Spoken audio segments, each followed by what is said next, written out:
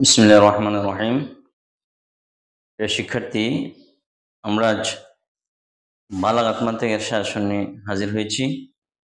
বালাগাত মান্তিক আসলে তোমাদেরকে বলতেছি, যারা 2025 সালে আলিম পরীক্ষার্থী 2025 যারা, অর্থাৎ 2025 সালে যারা আলিম পরীক্ষা দিবা, তাদের জন্য এখনো যে 2-2.5 মাস সময় আছে, হাতে আছে, ওই সময়টা কাজে লাগাইলে একটা ভালো রেজাল্ট আসতে পারে আশা করি। তো যারা ভালো রেজাল্ট চেষ্টা করতেছো, আরবি বিষয়গুলো যদি এ প্লাস ওঠে, আরবিতে যদি এ প্লাস না ওঠে তাহলে এ প্লাস পাওয়াটা খুব কঠিন।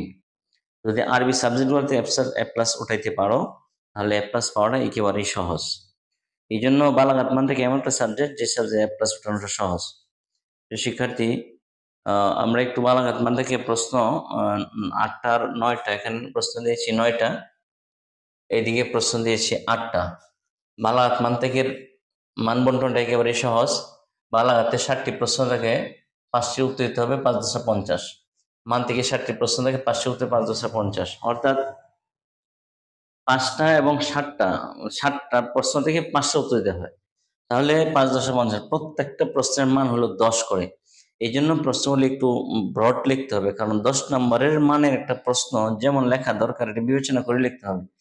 গাইডে প্রশ্নগুলি অনেক বড় থাকতে পারে, তোমরা এই বড় প্রশ্নগুলোকে গাইডে একটু ছোট করে, একবারে যেন ছোট না হয়, আবার ব্যাপক বড় যেন না হয়, এমন একটা সিস্টেমে তোমরা রাখার চেষ্টা করবা। এখানে আমরা প্রশ্ন দিয়েছি 9টা, এদিকে এদিকে প্রশ্ন 8টা।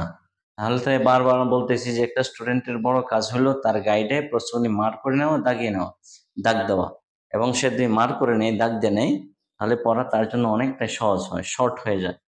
তো আমরা এখানে যে কটা প্রশ্ন দিয়েছি বালাগাত মান্তিক আলিম, আমরা প্রত্যেকটা সাবজেক্টের শর্ট একটা সাজেশন দেওয়ার চেষ্টা করতেছি। আশা করি এখন থেকে প্রত্যেকটা সময় কাজে লাগানোর চেষ্টা করবা। দেওয়া, অন্যান্য মোবাইলে পিছনের সময় না দেওয়া, বাকি একটা রুটিন করে করে পড়ার চেষ্টা করো। তো এইভাবে যদি তোমরা একটা চেষ্টা করো, এখনো যে কয়টা মাস সময় হাতে আছে, এই এই সময়টা যদি তোমরা কাজে লাগাও, আশা করি একটা ভালো রেজাল্ট আসবে।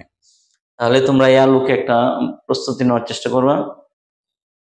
এই আলোকে একটা প্রস্তুতি নিলে আশা করি তোমাদের একটা ভালো রেজাল্ট হবে। আমরা প্রত্যেকটা সাহস নিয়ে আমাদের পাশেই থাকো। আজকে এই পর্যন্তই। সবাই ভালো থাকো, সকলের পরীক্ষা ভালো হোক এই প্রত্যাশায়। সবাই এই পর্যন্তই। সালাম।